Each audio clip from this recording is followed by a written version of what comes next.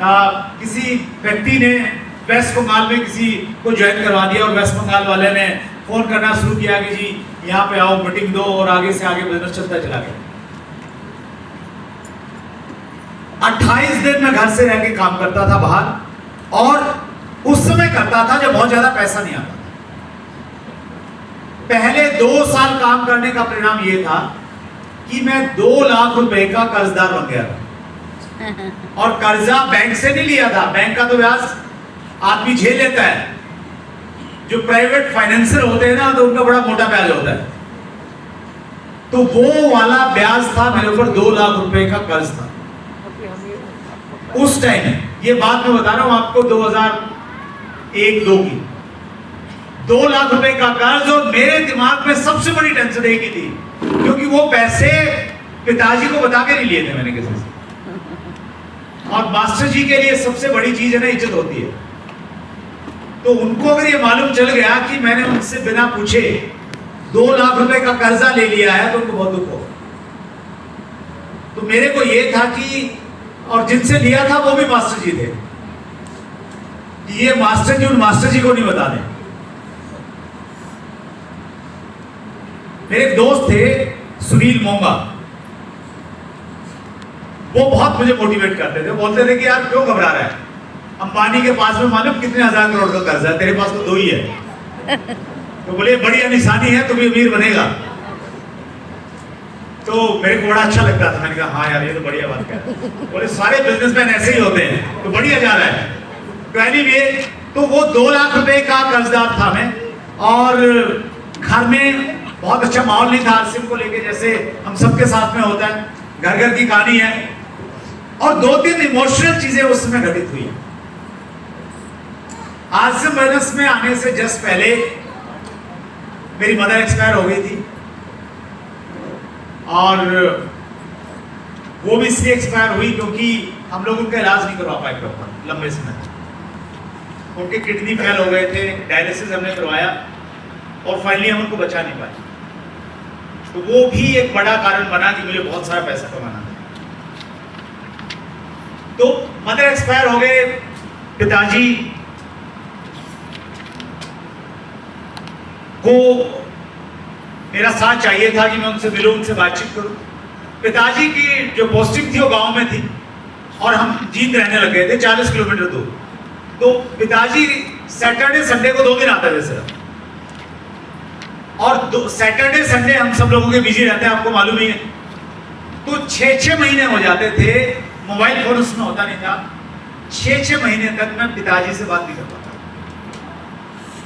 और अंदर से मुझे ऐसा लगता था कि नहीं, मुझे उनके साथ में रहना चाहिए, उनको मेरी जरूरत है। क्योंकि टॉप प्रायोरिटी आज से बिजनेस में था, उस इमोशन को सहन किया। सुदेश हमारे बीच में बैठी है। ऊपर वाला पता नहीं कैसी कैसी परीक्षाएं आपसे लेता है। जब ये सारी सिचुएशन, छोटे छोटे बच्चे, तन्वी मेरे ख्याल से 1 साल की थी, विशाल अभी 4 साल का था जब हम बिजनेस में थे। छोटे छोटे बच्चों को देख के हमें वही सीन याद आते हैं, ऐसे मीटिंग में आते थे। सुदेश को एक अजीब सी प्रॉब्लम हो गई उन दिनों, कि जैसे किसी से बात कर रहे हैं, बैठे हैं, तो बैठे बैठे बेहोश हो जाते थे, अनकॉन्शियस। और उस समय बच्चों का फोन आता, और बच्चे अपनी तुतली आवाज में बोलते कि मम्मी को पता नहीं क्या हो गया। और मैं कहा हूं, मैं 1000 किलोमीटर दूर, और मुझे मालूम है कि 5 दिन तक मैं जा नहीं सकता, मीटिंगें बनी हुई। पता नहीं ऊपर वाले ने क्या ताकत दी, उन इमोशंस को कैसे मैंने कंट्रोल किया।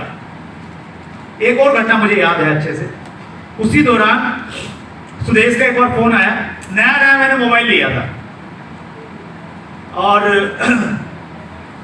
मोटोरोला का बड़ा सा सेट था, बिल्कुल इतना लंबा चौड़ा, जेब में डाले ना मालूम चलता था कि कुछ ले रखा है। तो फोन आया, और बिल्कुल वो क्या मुझे अच्छे से याद है, मालदा टाउन में था मैं। हमारे एक साथी हैं, स्टार सफायर हैं, अवधेश कुमार सिंह। तो अवधेश कुमार सिंह जी की बाइक पे मैं बैठा, उनके पास में यमा बाइक थी, यमा का एक मॉडल आता था शायद 100 ही क्या था, उस पर मैं पीछे बैठा, और फोन आया, मैंने फोन उठाया, तो सुदेश ने बोला कहाँ हो? मैंने कहा मालदा टाउन में हूँ। मालूम है आज क्या तारीख है? मैंने कहा हाँ, आज 28 नवंबर है और अभी मीटिंग होने वाली, मीटिंग में जा रहे हैं। तो उन्होंने बोला कि थोड़ा गुस्से में बोला कि आपको ये तो मालूम है कि आज 28 और मीटिंग में जा रहे हैं, आप ये भूल गए कि आज हमारी मैरिज एनिवर्सरी की डेट है। तो फिर मैं भी थोड़ा इमोशनल हो गया और शायद मीटिंग के बाद में मैंने दोबारा फोन किया और मैंने कहा कि 5 साल का कमिटमेंट है, 5 साल तक कोई मैरिज एनिवर्सरी नहीं, कोई केक नहीं, 5 साल के बाद में केक काटेंगे। और 5 साल में आसिम बिजनेस ने इतनी ताकत दे दी थी कि 5 साल के बाद हम लोग गोवा में थे और गोवा के होटल ताज की प्रॉपर्टी में हमने केक काटा।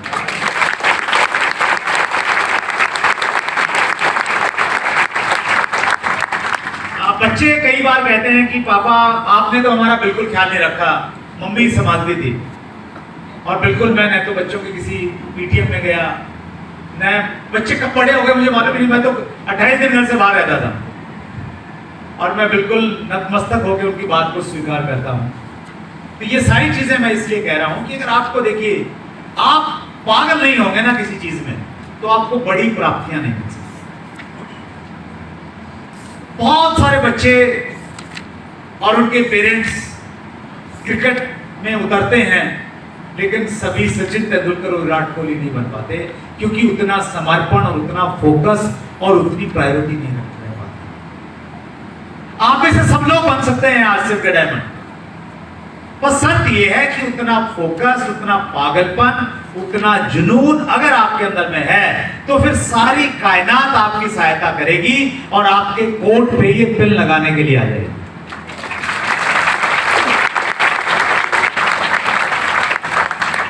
नए लोगों को लग रहा होगा कि यार ये कहां बैठा दिया मेरे को लाके, ये तो घर बार छुटाने की बात कर रहे हैं।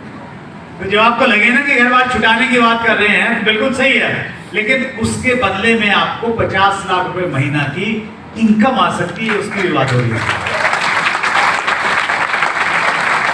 जब लक्ष्य बड़ा होगा ना तो समस्याएं अपने आप छोटी दिखने लग जाती हैं।